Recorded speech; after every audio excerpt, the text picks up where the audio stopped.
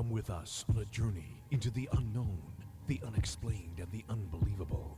We will test your senses and challenge your beliefs. A world where science and religion clash. Or do they?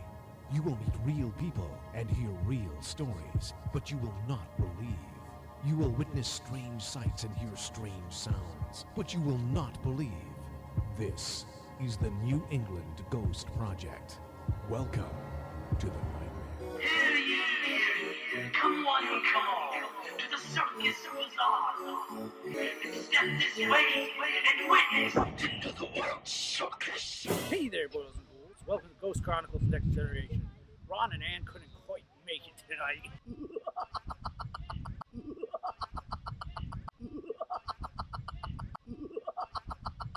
Thank you.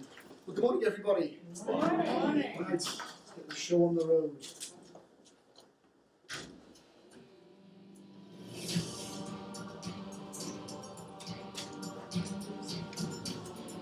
So, Great Britain, a land of ghosts, folklore, myth, and mystery.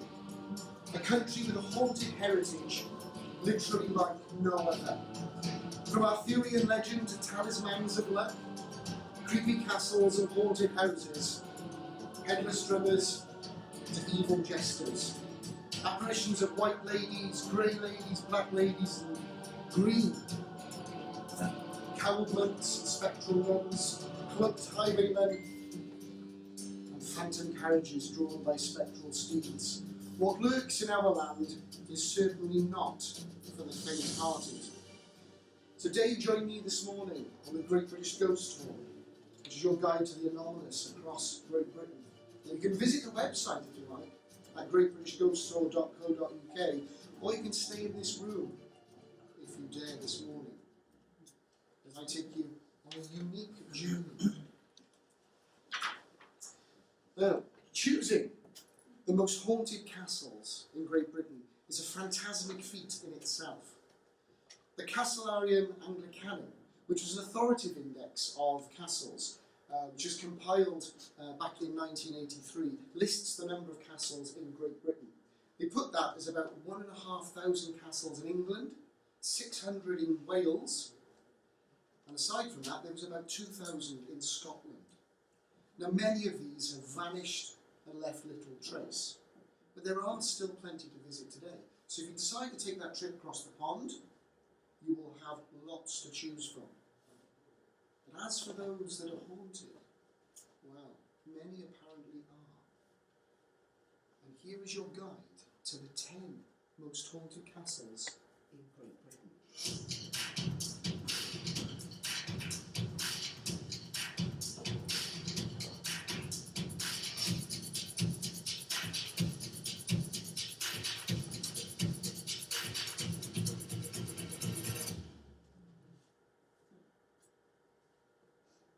So, at number 10 is Tintagel Castle in Cornwall, England.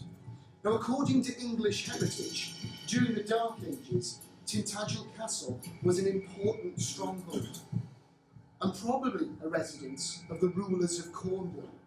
Now, Richard, Earl of Cornwall, built the castle here in the 1230s, and they suggest, though, that the site was of no military value. Legend alone seems to have inspired them to build it there. And as you make the long, steep climb up the steps of the castle, it makes you feel that you're really becoming closely entwined with the realm that is shrouded in Arthurian legend. Now, Gorlois, the King of Cornwall, sent his wife Kerrigan from Dimelo to Tintagel to save her from the lustful Uther Pendragon. However, Merlin allowed Pendragon to appear as Gorlois to seduce the poor woman, and it is from that Arthur was conceived.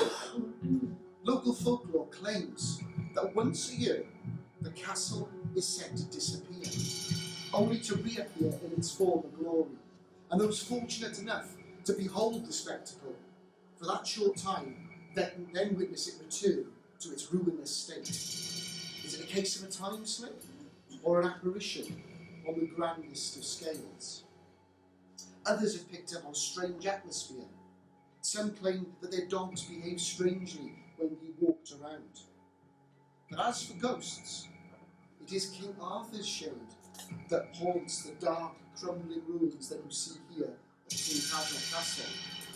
But if you were to look elsewhere, none other than the ghost of Merlin himself is said to lurk in the cave right there below the very castle.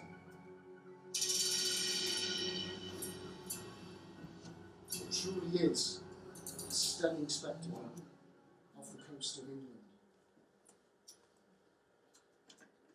So, on to number 9.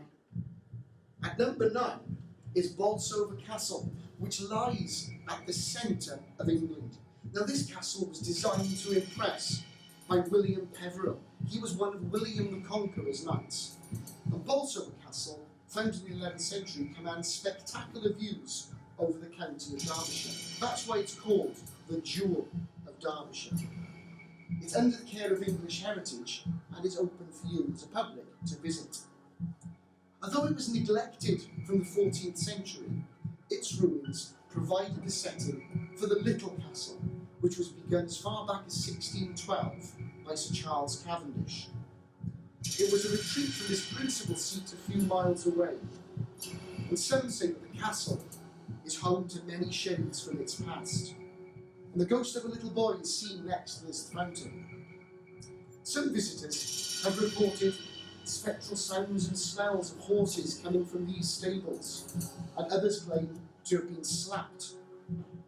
Lights turn on and off. A spectral carriage is pulled down this very pathway up to the keep that you see here, and a grey lady is seen walking through the grounds, and footsteps heard walking across this terrace. And Sir Charles Cavendish himself is said to wander the corridors where the smell of perfume and pipe smoke have been reported. However, the most well-known story associated with the castle, and it's also its most pitiful, is the apparition of a young woman, reported in the kitchens here. She's described as carrying a bundle under her arm and being of a tearful disposition. She makes her way towards these ovens, throws in the bundle that she was holding, upon which the screams of an infant have been heard. A truly upsetting experience for those unfortunate enough to witness it.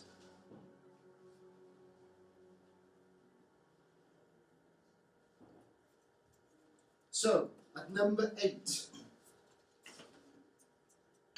standing on its position at Castle Rock, at the head of the old town, Edinburgh Castle dominates the skyline of Scotland's capital city. Now, there's been a royal castle on the rock since at least the 12th century, and is one of the most important strongholds in Scotland. It's been involved in lots of conflicts, about 26 sieges, which gives it claim to being one of the most besieged castles in Great Britain, and one of the most attacked in the world. It's also claimed to be one of the most haunted castles in Britain.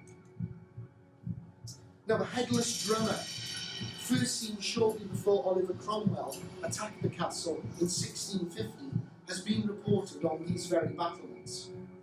Although the sound of his drums have been heard coming from here, his physical appearance is rare, and when it does, is said to foretell danger for the castle. French prisoners from the 7 Years' War, and those pesky colonial prisoners from the American Revolutionary War, are said to haunt these dark, dank dungeons, and the very rooms in which they spent in cramped conditions. The ghost of a dog has been witnessed here in the pet cemetery, and not to be left out, spectral cats are found elsewhere in the castle as well, but they don't mix. Other reported phenomena at that castle include sudden and unexplained temperature drops, disembodied voices, footsteps, and an unseen entity that tugs at clothes and hair. The most famous story is that of a phantom piper, and the castle has a number of secret tunnels which run underneath to the Royal Mile. And when these tunnels were first discovered, they sent a piper down to explore it and play the pipes as he went. They were doing that so he could track his progress, but these suddenly stopped. They never found him again. He never came out. No sounds are occasionally heard down the Royal Mile. Nobody too frightened, I think. Just checking. Some of you looking a bit new. Okay, on to number 7. Now this is Dunster Castle, which lies in the English county of Somerset. It's a former Mott and Bailey castle, which is now a country house, and it lies on the top of this steep hill called the Tor. It's been fortified since the late Anglo-Saxon period, but after the Norman conquest of England in the 11th century, a guy called William de Mohun constructed a timber castle on the site as he tried to pacify the county of Somerset. At the end of the 14th century, the de Mohun sold the castle to the Luttrell family, and they continued to occupy the property until the late 20th century. And in the 1970s, they sold it to the National Trust, and most of its contents to be a tourist attraction. And it's now open to the public for you to visit today.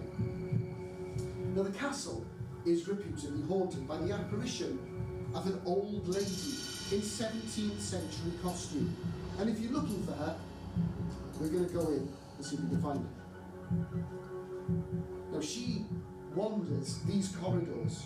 She's described as silent and harmless, but interestingly appears when thunder is said to be imminent. At the gatehouse here, a Roundhead soldier has been witnessed standing in the nether room, where he turns and walks through a closed door. But is the woman in 17th century clothing the same as the other woman seen on this staircase? We don't know. The sounds of money clinking on nights of a full moon have also been reported, which some have connected with the de Mohun family who owned it, because they used to make their own money at Dunster Castle. There are more ghosts to be found. For instance, a man in green allegedly haunts the castle shop, which is located in this stable shop, or block, and a mysterious green light has been reported here. Staff and visitors also report the building has a rather uncomfortable and even menacing atmosphere, and sometimes stock tends to drop and fall off shelves. Trying to keep my wife out of that shop was fun. My poor wallet. Now, on to one of my personal favourites, and I know I'm being biased here, but at number 6 is Cardiff Castle. Now, Cardiff Castle, in Welsh, Castell Caerdydd, is a medieval castle and Victorian Gothic revival mansion situated in the heart of my capital city of Wales, which is Cardiff. It passed into the hands of the Marquesses of Bute in the 18th century, and John Stewart, the first Marquess, employed the renowned Capability Brown and Henry Holland to renovate the main range, turning it into a Georgian mansion that you see here. When he died in 1947, the castle was given to the city of Cardiff, and today it's run as a tourist attraction. Now, this original Loch and Bailey castle that you see was built in the 11th century by Norman invaders and now affords a wonderful view over the capital of Wales. Cardiff Castle is reputedly haunted by quite a few ghosts. An old-fashioned coach and four comes through the gate that you've just seen and drives right up this driveway, up to the castle, and it's reportedly been heard indoors. Some claim that it's a portent of death for a member of the Bute family. Although they no longer live there, they reside at their home in Scotland. It's not just the grounds, though, that are haunted. As you enter this imposing building, something shadowy has been experienced in this entrance hall. As you move elsewhere into the dining room, the sounds of doors opening and closing have been heard. Sudden temperature drops. A female wraith has been sighted in the far end of the castle corridor here. And also lights switch on and off. As you move into the library, the second Marquess of Bute that you see here, he's been sighted, incidentally, in this library. He had a great interest in the supernatural. There's also been a phantom cat walking in between the bookshelves. The final phantom is that of a grey lady. She's been seen in the castle and outside.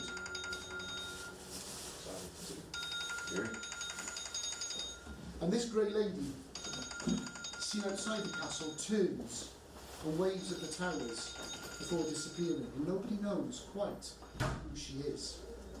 Lancaster Castle is located in Ravenglass, Cumbria. It is believed to stand on Roman remains and has been the home to the Pennington family since 1208. It is reputed to be one of the most haunted castles in England.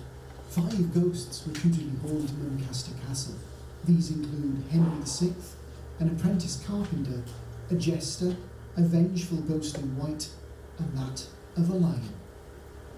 Henry VI was sheltered at Lancaster following his defeat at the Battle of Helsing and is now said to frequent the castle. An apprentice carpenter was decapitated while sleeping in the old stable block. The crime was committed by a jester named Tom Skelton, nicknamed Tom the Fool. There were even accounts that a lion shot by the last Lord Lancaster in Kenya, who then kept its skull in the castle, was sometimes heard prowling and growling in the darkness surrounding the castle. The ghost of Skelton has also been reported. His portrait hangs in the castle and it contains his will. Witnesses have reported hearing footsteps approaching where his portrait hangs. The ghost of Mary Bragg frequents the paths in Gatehouse. Bragg, a foul-mouthed local girl, was murdered by being hanged from the main gatehouse by drunken youths in the 19th century. Those responsible were never brought to justice. The castle are proud of their haunted heritage and hold ghost tours and events. You can visit www.lancastercastle.co.uk to discover more. So, on to number 4. Glamis Castle is the home to the Earl and Countess of Strathmore and Kinghorn, home of the Lion family since the 14th century, although the present building dates from the 17th. Now, Glamis was the inspiration for Shakespeare's Macbeth and the childhood home of Queen Elizabeth, the Queen Mother, wife of King George VI. The castle is a protected building and is open just seasonally to the public, so if you are going to visit this one, you need to check in advance when it's open. The castle, reputedly very, very haunted, with at least 8 ghosts associated with it. These include an apparition in the crypt, the ghost of a butler that hung himself, a knight in a suit of armour, an indelible blood stain on one of the floors, and also the audible cursing and occasional wandering after dark of Earl Beardy, who gambled away his soul to the devil. Another is that of a little boy, a page boy, who had been misbehaving and was sent to sit on one of the seats in the corridors. But they forgot about him, and he froze to death overnight. He's been known to play childish tricks. Here in the chapel, a grey lady is seen kneeling. This is said to be Janet Douglas, who was burned at the stake in July 1537 on a charge of witchcraft. She's also been sighted in the clock tower and glides through the corridors. Out in the grounds, a servant girl is sighted. She was accused of being rather too friendly towards one of the Earls of Glamis, so the guards took her tongue out with iron tongs and threw it on the fire. And finally, there's the legend of the monster of Glamis. Some believe it to have been a vampire. Or certainly something terrible enough to have it locked up and sealed in a room. And behind the castle, if you're there, you can actually see a window that is bricked up. Is that where the monster is kept? Unfortunately, when I was there to do the filming, they won't let you film inside, which is a real shame. Now, number 3. We're leaving Scotland and heading down into England, where we're going to Windsor Castle, the original Motte and Bailey of which was built in the 11th century after the Norman invasion of England by William the Conqueror. And since the time of Henry I, it has been used by the reigning monarch as the longest occupied palace in Europe. The original wooden structure, replaced with stone fortifications, which Henry III had built, was a luxurious palace, and it still is. And with such a long history, it's hardly surprising that Windsor Castle lay claims to host of several ghosts. Perhaps this is why Queen Victoria herself conducted seances there. The ghosts are naturally said to be of a royal connection. Elizabeth I, dressed all in black, walks this very library and the castle walls. Charles I appears in the canon's house in the castle precincts. George III has been witnessed in one of the rooms where he spent the remainder of his life in debilitating madness and peers from a window. Henry VIII has been sighted in the corridors, and sounds of a dragging leg of a lame man have been heard, which they say was him. The deanery is reportedly haunted by a young boy who shouts, "I don't want to go riding today." And his footsteps are said to be heard in that building. The prison room in the Norman Tower is haunted, possibly by a former royalist prisoner from the Civil War. Children playing there have seen him, and adults have felt him brush past them. And the kitchen of one of the buildings is said to be haunted by a man leading a horse outside, and that of a young girl.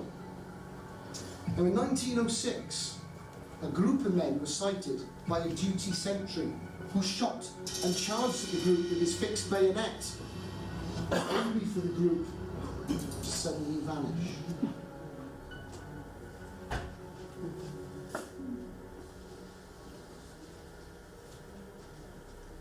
So, number 2, known as the key to England, the magnificent fortress of Dover Castle has played a crucial role in the defence of our realm for over 9 centuries, a span equalled only by the Tower of London and Windsor Castle. Now, it was founded in the 11th century. Dover Castle is a scheduled monument, and English heritage now own it and take care of it, as well as the secret tunnels surrounding the surrounding land make it a major tourist attraction. And views from the White Cliffs and from the Channel are absolutely breathtaking. The castle is reputedly one of the most haunted in Great Britain. I've placed it at number 2. Doors open and close of their own in various parts of the castle. Temperature drops reported, and apparitions include that of a headless drummer boy, murdered during the Napoleonic Wars whilst carrying out an errand involving a large amount of money. He now wanders the area of the battlements. Now this keep, which was built around 1181, is the haunt of a woman in red. Her identity is unknown. Is she responsible for the sounds of screaming that come from these very battlements? Just outside, on this ground here, a cavalier has been sighted. But now moving towards the secret tunnels. A militia soldier and World War II phantoms have been reported in the underground tunnels. Audible phenomena that include screams, cries, whispering voices have been reported. And a visiting American couple a few years ago heard sounds and actually complimented the staff on the realistic sound effects. Only to be told they don't have them. So we've counted down from 10 to number 2. But at number 1... Shh. That was a guess. This is a special dedication for Jeff. I just did this now for Jeff. Time out, Kim. So, at number 1, Oh my god, that was a guess. I read there, that's why I guessed it. It goes to the Tower of London. Founded at the end of 1066 as part of that Norman conquest of England, William the Conqueror built the White Tower, which gives the entire castle its name. The castle had been a grand palace, a royal residence, and was used as a prison from 1100 until 1952, although that was not its main purpose. Today, it's one of the country's most popular tourist attractions and protected as a World Heritage Site. Lots and lots of ghosts. These include a group of men carrying a headless body outside the entrance here at the Tower of London. A cloaked figure lurks here on the outer wall, and King Henry VI said to haunt the Wakefield Tower. Now, 2 children have been witnessed dressed in nightgowns in the Bloody Tower, believed to be the lost princes of the tower connected to King Richard III. So too has the shade of Sir Walter Raleigh and that of a long-haired woman in a velvet dress seen on these battlements. A white lady haunts this, the White Tower, as do the screams and agonising cries of those tortured within the walls. Now, the most haunted area is said to be Tower Green, where you can see where the scaffold once stood. Many were executed here. The wraiths of Anne Boleyn, Lady Jane Grey, and Margaret Pole have been sighted here. All were executed, but by far the most brutal death was to poor Margaret Pole. Aged over 70 years of age, and actually innocent of the charges, she fled from the executioner, who chased her around Tower Green, literally hacking her to death. The scene is said to be replayed on the anniversary of that event. And that is the most haunted castle in Brooklyn.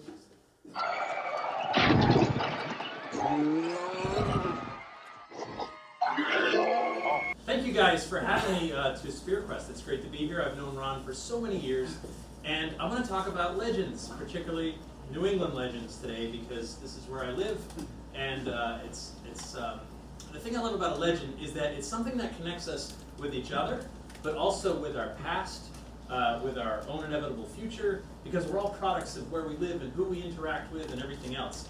And while I'm not here to debate so much the stuff behind the legend, like to say, well, yes, there's definitely ghosts or monsters or aliens or otherwise, I'm here to say that I do believe that there's always some sort of catalyst that occurs that gives rise to these legends. The legend itself becomes something bigger than the original thing, right? There are living legends. Football fans, Tom Brady, right? The legend of Tom Brady serves him when he takes the field, and the other team goes, oh God, that's Tom Brady, right? Well, that took years to develop, and the story becomes bigger than the actual guy. So we're going to kind of run through some of my favorite stories that I've been looking into over the last year or so. And I think for a lot of us, these stories start when we're children. So I wanted to start with a story of Fingernail Freddy, which is a place, it's been around since about the 1950s, and there's a camp right near me in Cumberland, Rhode Island called Camp Kerrigan, and it's been around since 1937, and they've been telling this story since at least the 1950s. Fingernail Freddy is this reclusive guy that lives near the camp, and he's grown his hair long, and he's grown his fingernails long. He doesn't trim or clip anything, and he hates loud children more than anything. So it's rather unfortunate to live near a summer camp when one has those feelings. And the counselors tell the kids year after year, every summer, be quiet when you go to bed at night, otherwise Fingernail Freddy might be coming for you. And sure enough, sometimes at night the kids are in their cabins and they're getting noisy, and they'll hear scrapes along the outside of the cabin. And everyone gets a little bit nervous that Fingernail Freddy is going to get them. And I guarantee you, some of those kids have heard the scrapes. Promise. Year after year. There's a second story they'll tell you at Camp Kerrigan, and this one's called Hotshot Charlie. Hotshot Charlie is also a recluse, and he lives out in the woods just north of the camp. Now, I've been there, and I've been all through, and if you go just north of the camp, there's old colonial walls, and there's even some cellar holes out there. Hotshot Charlie, his story also dates back to around the 50s and 60s that they've been telling this story. He also despised kids, but for a very different reason. Sometimes the campers would wander onto his property and they'd pull pranks. They'd let the animals out of the pen, fling manure at his house, things like that. And he had enough. So Hotshot Charlie starts loading his rifle with rock salt. And he's shooting at the kids, right? Doesn't want to kill them, just wants to get their attention. These kinds of stories are all over the world, especially all over America. The idea of loading rock salt into a shotgun and shooting it at people, not to kill them, but to get their attention. It was featured in a show called The Rifleman. long ago. So this is not a new idea. But things turned lethal for Hotshot Charlie because the story goes that the kids were getting tired of getting pelted with the rock salt. It burns their skin. So one day when he was in the barn, they sneak up to his house and they set it on fire. And they didn't realize his wife and young daughter was in the house. And Hotshot Charlie comes out and he sees this house burning and he runs in to try to save his wife and daughter. But it's too late. They've already been consumed. And he gets horribly disfigured. And he stays out there the rest of his days, never goes into town again. But this time he vows if any kids come near his property, no longer will there be rock salt in the rifle. This time, he's going to kill you. He's going to shoot you dead. He is going to murder the kids that come up to his property. And they've been telling these two stories since the 1950s, summer after summer after summer. And you say, okay, my skeptic friends are saying like, well, this is a good way to keep kids, one, quiet at night when they shouldn't be making too much noise, and two, not wandering off the camp. Absolutely. And sometimes legends serve us in that way. But I kept thinking about these two legends, this horribly burned, disfigured guy that stays out in the woods, and this other fingernail Freddy, and I'm thinking, my God, I wonder, did Wes Craven go to Camp Carana as a kid? Sometimes legends are born from the damnedest things, the strangest fears and phobias that you've ever heard of. And I want to introduce you guys to this guy, Timothy Clark Smith, actually medical doctor Timothy Clark Smith, born in 1821, died in 1893. And this guy was a really accomplished guy. I'm going to show you a bit of his obituary. Just to summarize, he went to college, which was a big deal. Then he also served in the Treasury Department of the U.S. government. Then he went to medical school, medical college in New York, became a medical doctor, went over to Russia to serve during the Crimean War as a surgeon, came back. President Abraham Lincoln appointed him consul at Russia, so he became an international diplomat, had children over there, came back to central Vermont, and bought an inn, and brought some of his kids back here for their education, lived a long, incredibly accomplished life, amazing by today's standards, really amazing by that day's standards, and then he died. Dr. Smith, medical Dr. Smith, suffered from a very strange condition called taphophobia, and it's the fear of being buried alive. And Dr. Smith went to great lengths to make sure this would not happen to him, and I just became infatuated with this story this past summer. Number one, he wanted his coffin to be glass lined, and this is him in his coffin, so he could see out and people could see in to make sure if he's moving in any way, they could get him out. In that coffin, he had with him a chisel and a hammer, should he wake up and need to get out. He also designed an incredibly elaborate tomb here in Evergreen Cemetery in New Haven, Vermont, which is a teeny tiny town right in the middle of the state. His name isn't even on the grave anywhere. His name's nowhere. You have to know what you're looking for. And fortunately I did. We go to the cemetery, and it's very much like a pretty New England cemetery, well taken care of, well manicured, but there's this like 3-foot mound right around the front. The street's on this side, and there it is. There's the cement part, and there's this little square thing at the top. And this mound is really, this is where we're going to focus, because it's weird. And the more I started looking into this story, the more I found that Dr. Smith wasn't alone in his taphophobia. In the 1800s, there were no less than 16 patents that I've found related to devices that will help you not be buried alive. For example, Franz Vester had this spring-loaded coffin where there would be like a rope attached to your wrist. And if you happen to wiggle it in the coffin, it would pop the top open, and whew, you'd be okay. Unless you're buried under 6 feet of dirt, and then there's no way that spring-loaded coffin's going to do you a damn bit of good. But that's okay. Other patents included the life detector, great name. And what that was is it was a tube with like a little horn at the top and a bell. The tube would run down to your wrist, and should you be alive, you just give it a little ding-a-ling-ling-ling-ling. And if you hear the ding-a-ling-a-ling in the cemetery, you know, oh goodness, grab the shovels, we screwed up again. Right? And the funniest thing about this is that this is being marketed, has to be marketed directly to the consumer. In general, when someone dies, when a loved one dies, you go to the undertaker, who's going to sell you a casket and a plot and headstones and all kinds of things. The undertaker they're not going to sell you this, because what's the message there? Like, in case I have no idea how to do my job, we've got this, right? So this would be someone saying, no, Uncle Larry wanted the thing. And I was picturing too, there's another one, very similar to the bell, but it's a red flag that would literally launch up should you pull the string underground. And imagine you're laying flowers at Gertrude's grave. Right? It's funny. Oh, we miss you, Gertie, and then over there you go. Oh shit. Excuse me. Guy 5 coffins down. Mr. Smith over here could use some help. I heard that this is the genesis of the graveyard shift. This is the what? Genesis is this is. Oh, listening to there the was bell. somebody whose job it was to listen to this in the dead ring. night. It's a dead ring. Also, we also, especially in New England, in colder climates, we have keeps where we would keep bodies before you could dig into the ground. Those keeps also had bells with strings hanging on the inside. That was not unusual.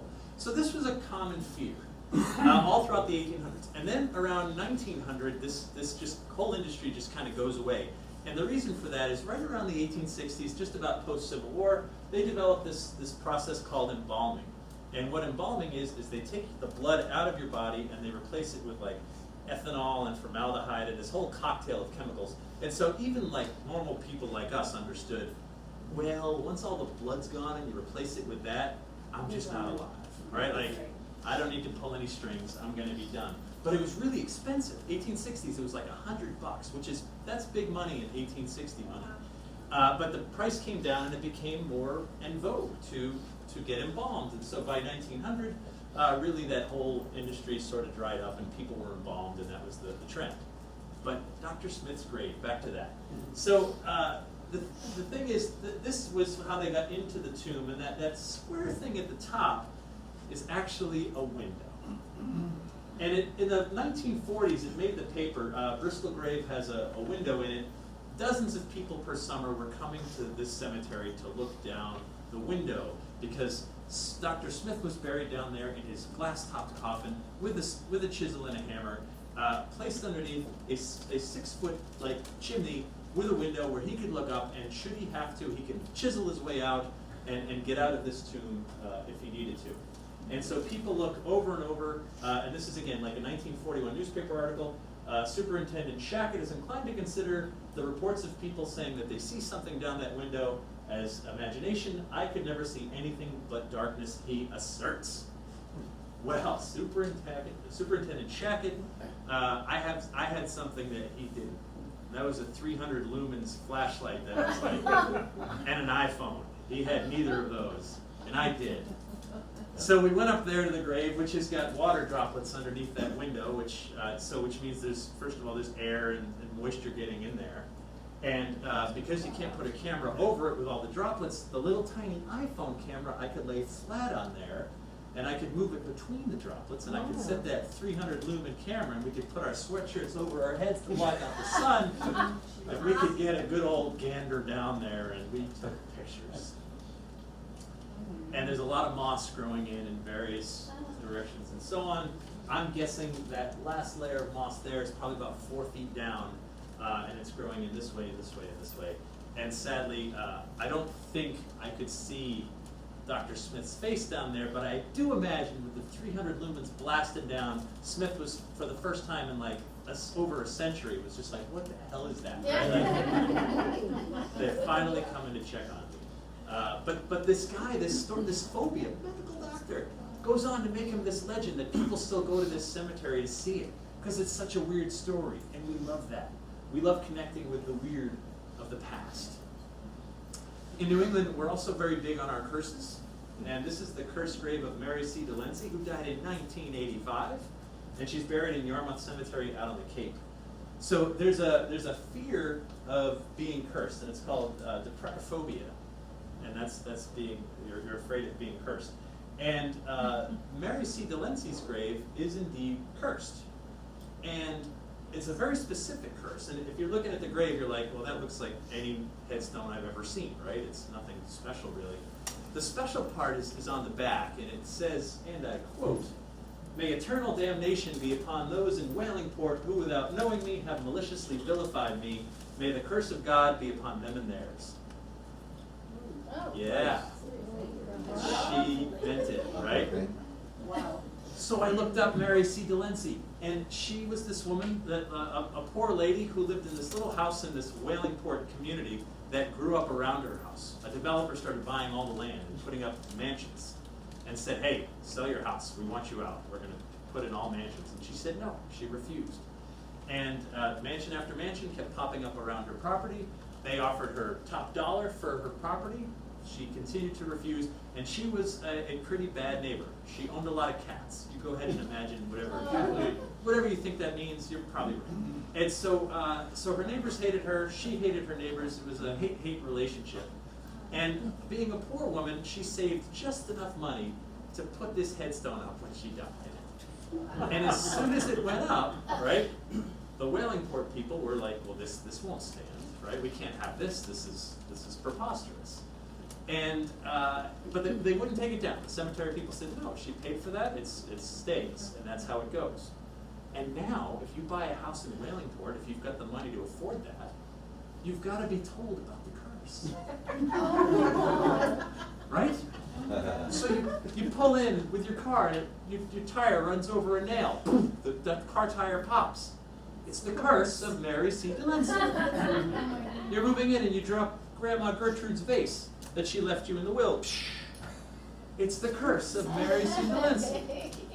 Anything that goes wrong. The thing about curses is the moment you believe in them, they are indisputably real.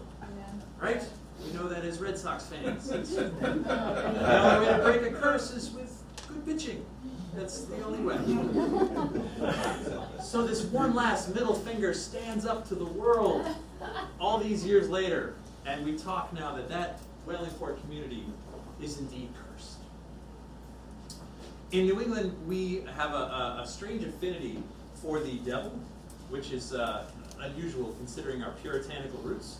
But the more you think about it, the more you realize Puritans need the devil. The devil is critical, right, to keep us on our moral path, our moral, to keep our morality in check. And there's a story I looked into in Maine called The Devil's Footprint. There's a bunch all over New England, but this is one of my favorite stories because it's so specific.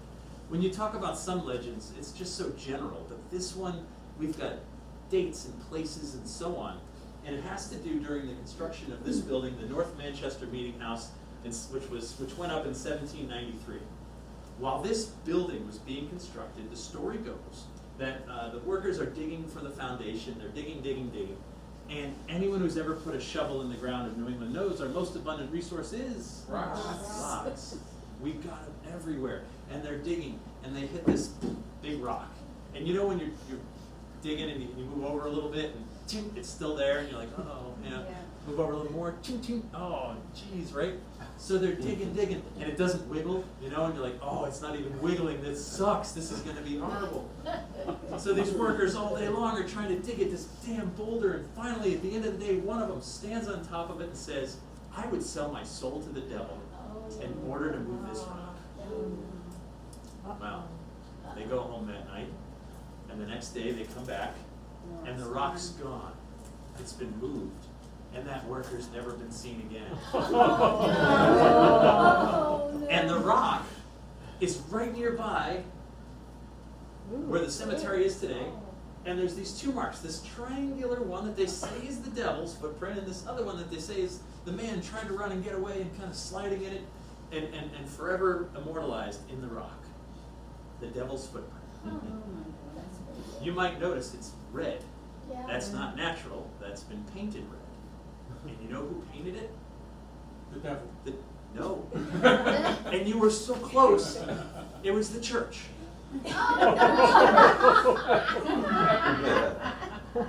Because they want you to be able to find it easily. Because there's a moral to the story. Sell your soul to the devil, you'll get what you want, and at a price you may not want to pay. But being a New Englander, I picture that guy in hell looking up going, The rock was moved. I don't care, it was worth it. I won, the rock lost, period. End of story. There are devil's footprints all over. We were talking earlier, some of us were talking, there's one in Rhode Island, and it all has to do with, the thing about legends is we all need something tangible for things that we believe in. So if you're a religious person, just going to church, mosque, synagogue, whatever, temple, it's not quite enough for some people. You need something tangible, a feeling, something you see. Some people see a rainbow and go, that's God smiling at me, I get it. And that's okay. We all get our signs in different ways. And I think for a lot of us, that's the thing about a legend, right? We've done these ghost hunts. I've been with some of you on these ghost investigations. And I know so badly we want to validate that thing we believe inside. And I've been on some where we're doing these events, and all of a sudden, someone will walk by like a curtain, and just brush it, and the curtain starts swinging. And someone else will go, look, it's moving, a ghost. And you go, oh, no, someone just walked right by. They just did. No, they didn't, that's a ghost. And you go, well, shoot, we're at an impasse, aren't we, right? I saw the person walk by and brush against it and cause a very natural airflow to move the curtain, and you are saying, I'm wrong, that is definitely a ghost because that's what you're here to see.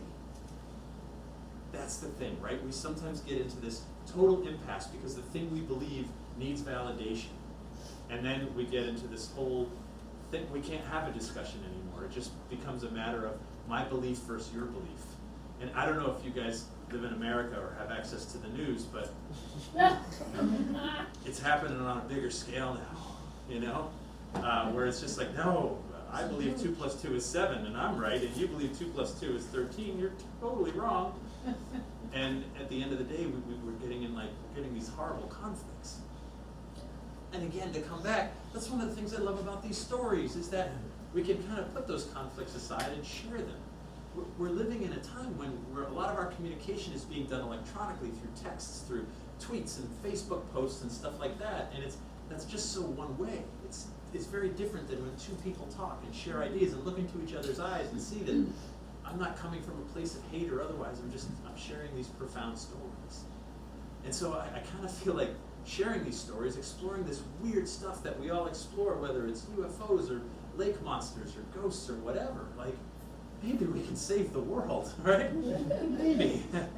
But yeah, let's not fight about politics and stuff. Let's fight about what happens after we die, and if we're alone in the universe, and how much we don't know in the oceans and lakes, and how much our soul weighs. 21 grams, obviously. Right?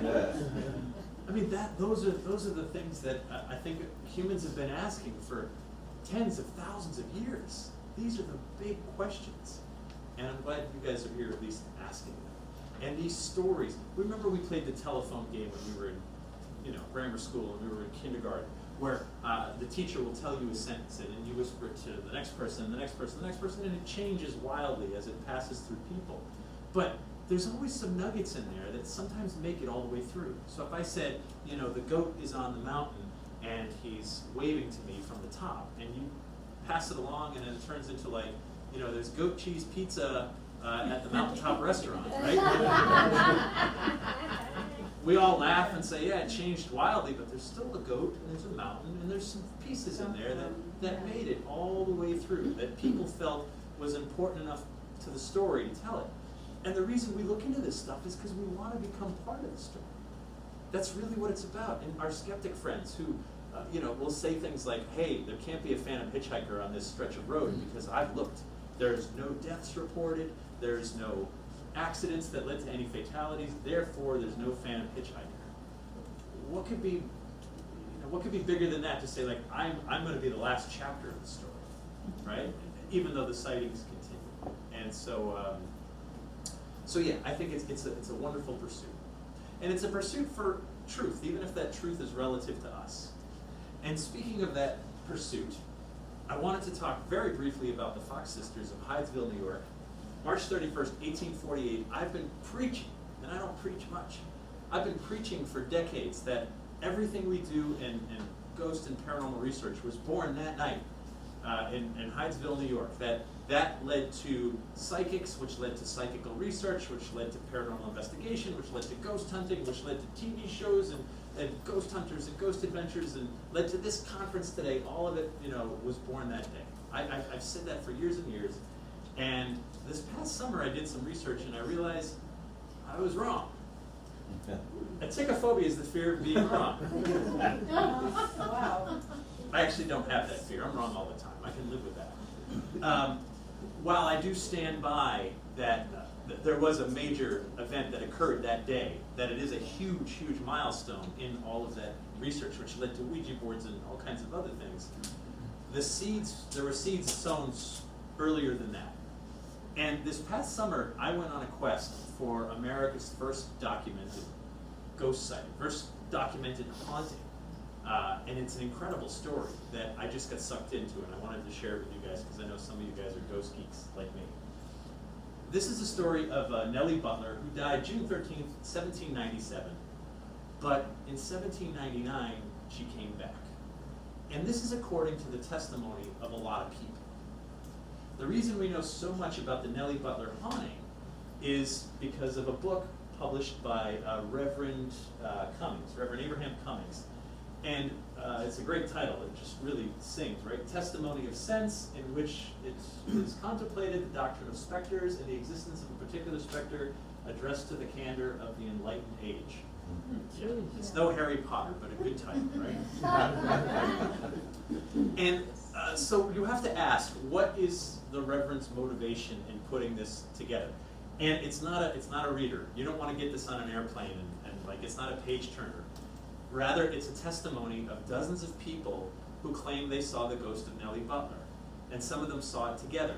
And if a ghost walked in the room right now, and we all saw it and all had this experience, and someone went around individually and interviewed us about our experiences, you would hope that those testimonies would sound very similar.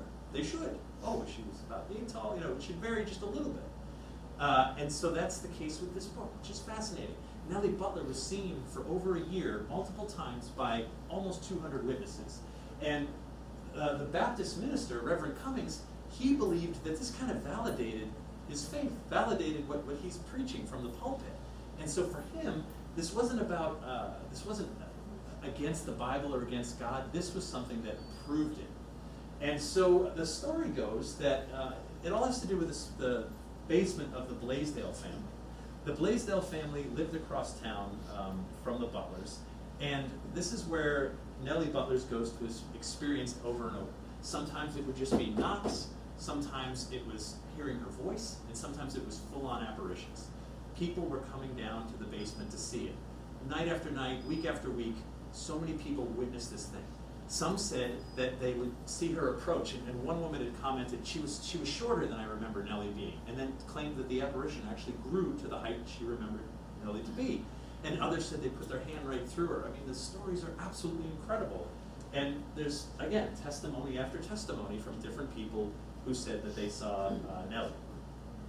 And it all culminated, what she was looking to do, what the ghost of Nellie Butler wanted, was her widowed husband, George Butler, was trying to get George to marry the Blaisdell's daughter, Lydia. George Butler's 29 years old. Lydia is 15. And even by that day's standards, 15's a little young. 18, 19, 20 was more common for marrying age for women. 15, it's not like it never happened, but that's pretty young. And Lydia wanted to, by the way. Lydia wanted to marry George Butler. And so this whole thing became rather stressful. And at one point, according to this book, Lydia goes to stay with family down in York, Maine, and kind of get her head together. And then she comes back, and in May of 1800, 29-year-old George Butler marries 15-year-old Lydia, according to the wishes of the ghost of Nellie Butler. And this union comes together. And Nellie Butler's ghost is seen one more time, this time in August of 1800. And she appears in the basement and then says, I think we need to settle this, because there's, of course, skeptics in town. And one of them is the Miller family. And she says, we're going to lead a procession to the Miller family and prove this. And so for 1 mile in the woods, Nellie Butler's specter leads this procession of 40 people a mile through the woods and to the Miller house and says, do you believe me now? And her final parting message to her widowed husband, George, is be kind to your wife because she won't be around very long. And within a year, Lydia died during childbirth. So the big question is it just a story? And in the 1950s, a ghost author puts forth a book that says Machiasport, Maine, is the home of America's first documented ghost sighting and haunting. This predates Bell Witch, if any of you are trying to rack your brain and remember the year. Bell Witch was almost 20 years later. And so this book said, basically what this 1950 author did was he said, okay, York, Maine, we know where that is. And the book, Cummings' book, had said it was 200 miles south of where Lydia Blaisdell was from, so he just drew a line 200 miles, and that's Machiasport. You could take that, if that were a string, right? You could go, like there's all kinds of places in Maine that are 200 miles from York. You could create an arc that is dozens of towns. But forever, everyone said, oh, it's Machiasport, it's Machiasport. This past summer, I got in touch with a college professor from the University of Maine at Machias, Marcus Labrizzi, if you know him or know his book, and we started talking about this, and he said, no, it's not Machiasport, it's not Machias. It's further south in Sullivan, Maine. Now, if you follow the roads, the inlets and stuff, that'll add up to 200 miles. It's not as the crow flies. And people are estimating anyway. So this past summer, we go to Sullivan because I want to know, is that house still there? Is ground zero still there? Can we stand where the ghost stood?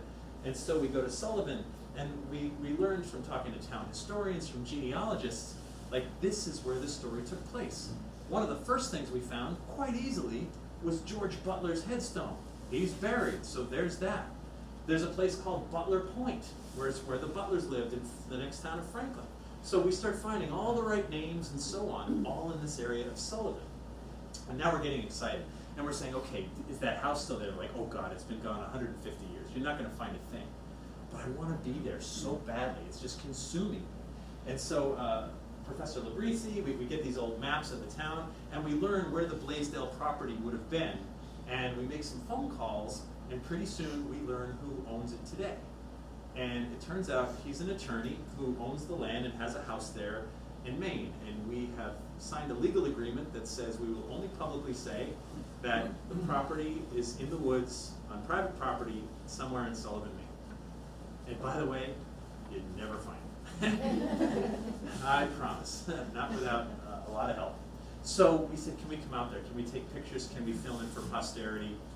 Saying that we would only say that it's in the woods. And he said, yes, you can. You have 1 hour. So we went out there with all of our cameras, and we get there. He was very nice. He wasn't a jerk at all. He was super nice to accommodate this. And we said, is there anything left of this house? And he says, well, I'll show you what's left.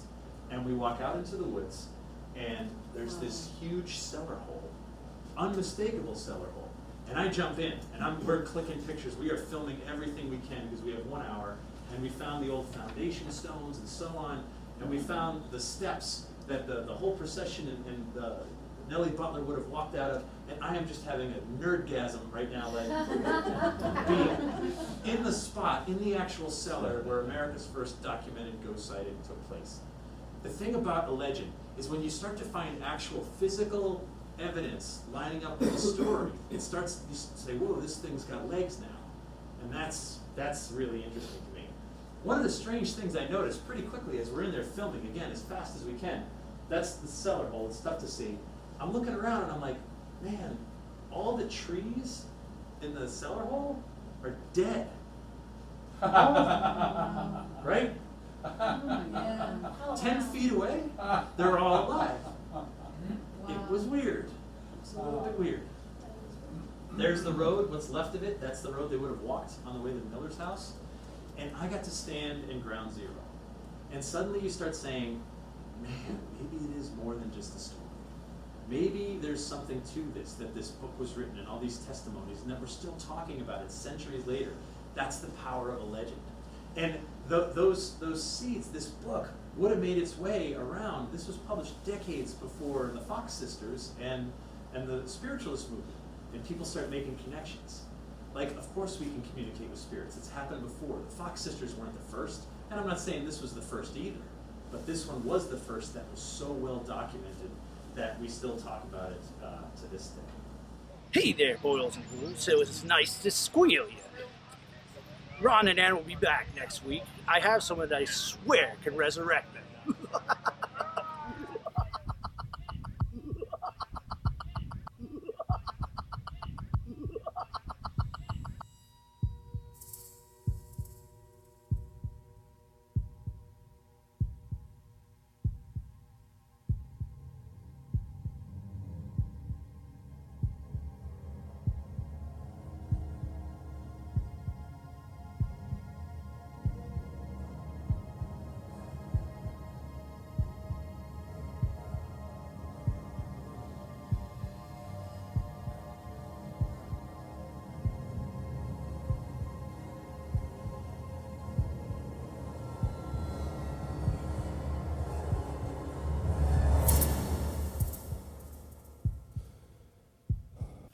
From goalies to ghosties, long-leggedy beasties, and things that go bump in the night.